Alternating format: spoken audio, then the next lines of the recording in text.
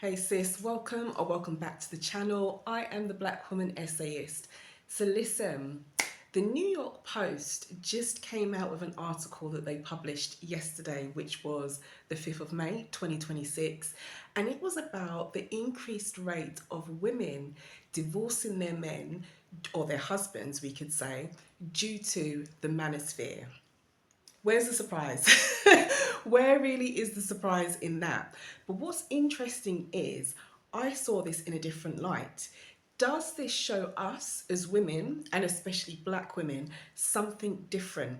Is there another question that we should be asking?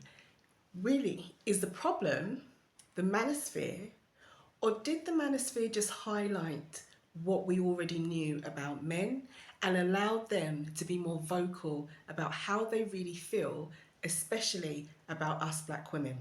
Take a listen to this week's essay. It's all timestamped below. I'll catch you on the other side. Hey sis. According to an article from the New York Post published yesterday, which was the 5th of May, The Rise of the Manosphere Divorce, what we're seeing is a narrative forming that sounds neat, simple, and easy to digest. Women are leaving their husbands because of the manosphere, because of podcasts, because of online talking points, because of the alpha male, in quotation marks, ideology. While that may be true on the surface, it's not the full truth. Here's what I want you to consider. What if the manosphere didn't create these men?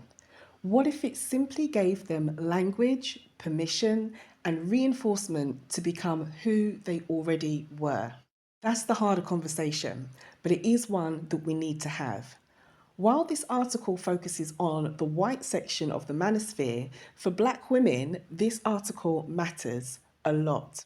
Because when you listen closely to the stories coming out from women quietly leaving marriages, relationships breaking down, or dynamics shifting, there's a pattern we need to witness.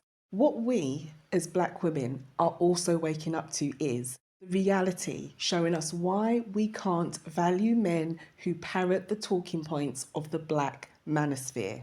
I'm putting this directly to Black women because Kevin Samuels became famous partly due to us.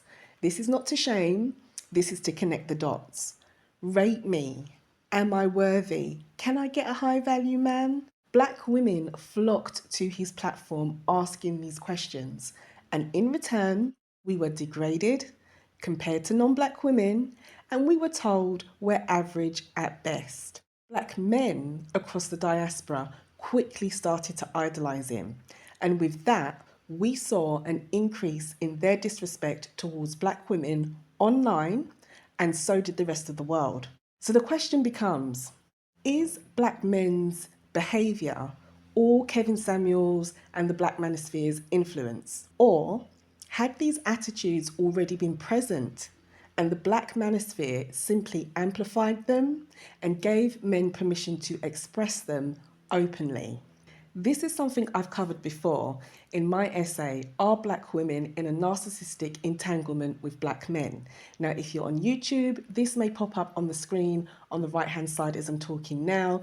If you're on Substack, it will be linked directly in this week's essay in the written version. Now, let me be clear. I don't hate Black men. I see them clearer than they see themselves at times. And with that clarity, I'm very honest about them. I observe behaviour, I recognise patterns.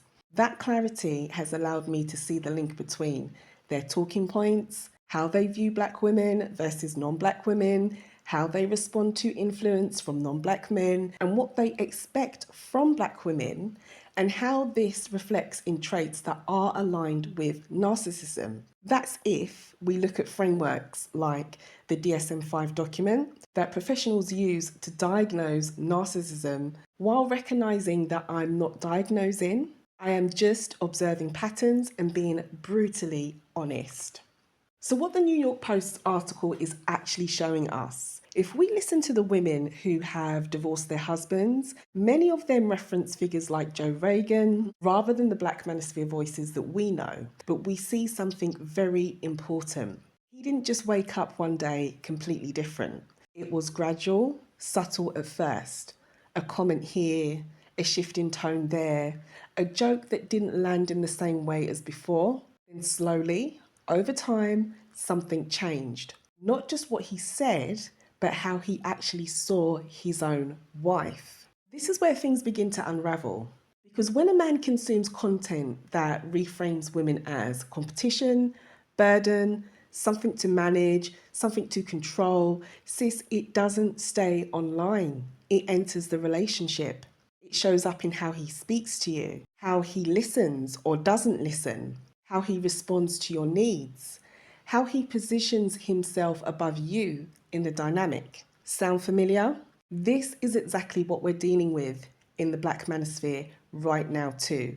It's a cultural thing. And now, non-Black women are experiencing it more visibly in their relationships too, according to this article. If we look at things, we are competition. He doesn't want us to earn more than him. Our degrees don't matter, in quotation marks, unless we're tied to a man. We are a burden. He won't be the traditional man, in quotation marks, that he says he is. He does not feel that Black women deserve to be treated or spoiled. We must endure. Plus, he expects a traditional woman that goes 50-50 in quotation marks. Now, when did history show that this is what traditional women do? Yet this is one of the Blk Manosphere's major talking points about Black women. We are something to manage. Look at how Megan Thee Stallion has been treated when she set some standards with a full stop at the end. She left no room for negotiation over them. And if you are catching this on YouTube, that essay that I penned about Megan may pop up in the right hand side now. If you are on Substack listening in, it will be directly linked into this week's written essay. And finally, we are something to control, often justified through religion. For many women, especially Black women who are already navigating multiple layers of expectation, pressure, and emotional labour, this shift in a man or a relationship doesn't just feel like a difference of opinion if you're unlucky enough to experience this while in a relationship with one of the Blk Manosphere's followers, even if he's a low-key follower. You'll feel it in your body before you fully understand it in your mind. In the tension, the unpredictability, walking on eggshells, then the quiet question comes to you. When did this change? But here's what I'm going to push a bit further, because while it's easy to point at the manosphere as the cause, we also have to ask, why did it, meaning these talking points, resonate with him in the first place? Because not every man who hears that content adapts it.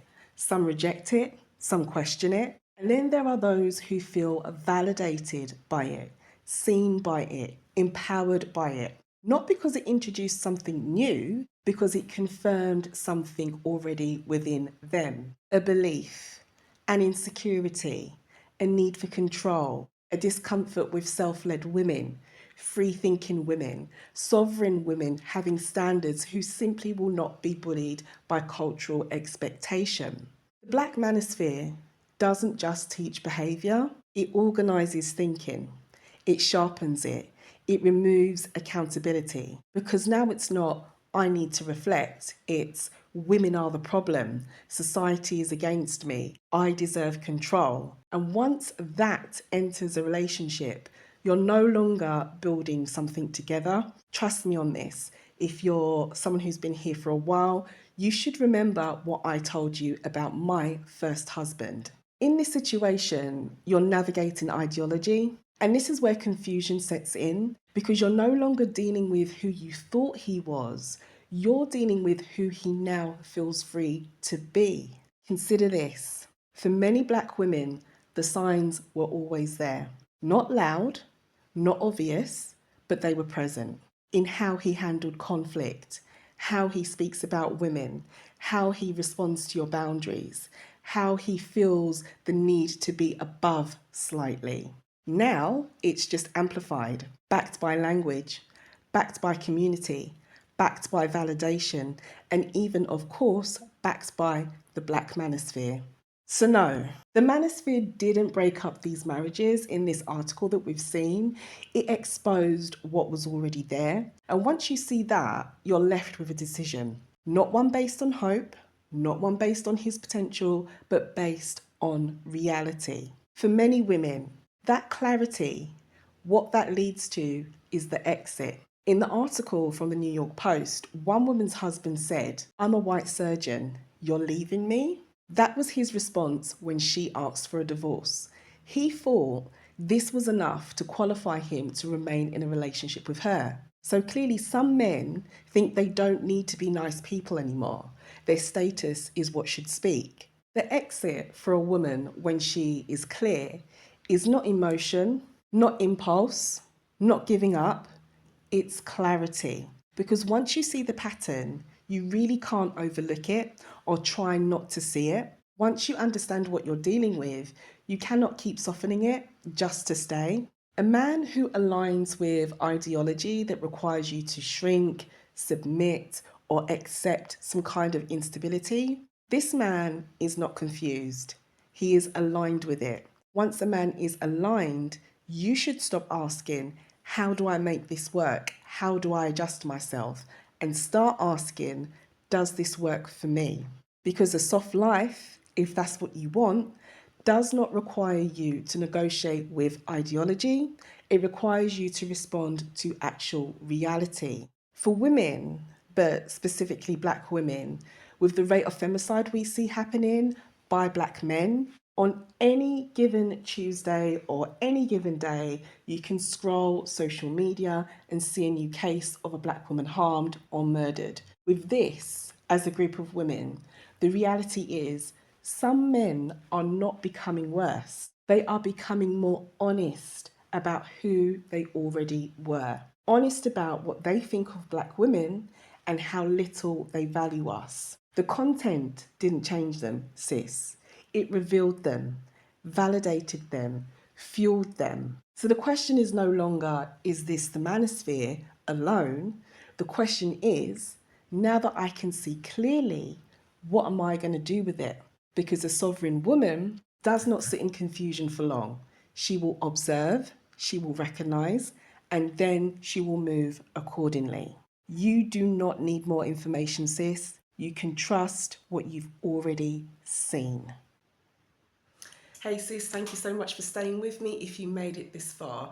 So as you can see there are different questions that we should be asking, and I think this is especially true for us as black women. Do I feel that black women or women in general should stop dating men and not have relationships with them? No, I don't. But I do believe that how women go about dating men, looking for marriage, should adapt. And I have given my thoughts on what I think about women decentering men. That video might pop up here or here somewhere in the corner as I'm speaking now. And trust me, it's nothing to do with hating men. I don't actually believe that if we're going to decenter men as women, that we should hate them. What I will say though is that as black women, we need to stop pretending we cannot see the reality. And most importantly, we need to stop protecting these men. And if you are a woman who has found yourself in this situation, or you are a woman who has at one point been aligned with their talking points about us, you know, there's no shame in that, because the culture, black culture, will do that to you. But if you're here, if you're listening to this video, and if you're listening to other content that's aligned with messages around women waking up to the reality, this is your chance, sis. This honestly is your chance. Nobody's saying hate them. Nobody's saying hate black men. But what a lot of us are saying, who aren't hurt, who aren't bitter, and even those of us who, you know, don't have black men as a preference or don't have black male partners, even though we are black women, we are not saying, you know, come on, see the reality because we hate them. We're saying, see the reality because it will really set you free. And so I digress. I've gone on for a bit longer than I hoped that I would have, but I really hope that you took something away from this article. I will link it in the description box below if you want to go and check out what the New York Post says themselves. And why not come and join me over on Substack as a free subscriber? Come and see what's going on over there. I write every day over there for black women, sharing daily notes for black women and lots of other research-based essays, I will drop the link in the description box. And don't forget, if you haven't already heard, we are going to be continuing with our Black Women's Circle, which happens on the last Sunday of every month. So at the time of me recording this, we're like the first week of May. The next one will be the 31st of May. And if you catch this after the 31st of May, what I would say is, if you look at the page, you understand how it works. We connect on Zoom last Sunday of the month on Zoom. Put my teeth back in. If you like the sound of what goes on and how the Black Women's Circles go, just follow the page, or come and join me on Substack, or even join me here on YouTube. Subscribe, because I will always announce when, you know, we're putting the tickets up and what's happening and all that kind of good stuff. So drop me a comment. Let me know your thoughts. Are you a woman who has experienced some of the manosphere's talking points come out when you've had a connection with a man? Have you had to let him go because of his thought processes and how he thinks about women? And how did he treat you? Do you agree or disagree with what I'm saying? I'm not saying you have to agree with everything, but I am asking you to see reality and be a free thinker. So that's it for today. I will love you and leave you until the next video, the next essay. If you do enjoy content like this, why not subscribe? You've got nothing to lose. Drop me a comment, give the video a like. Much love to you. I will catch you in the next one.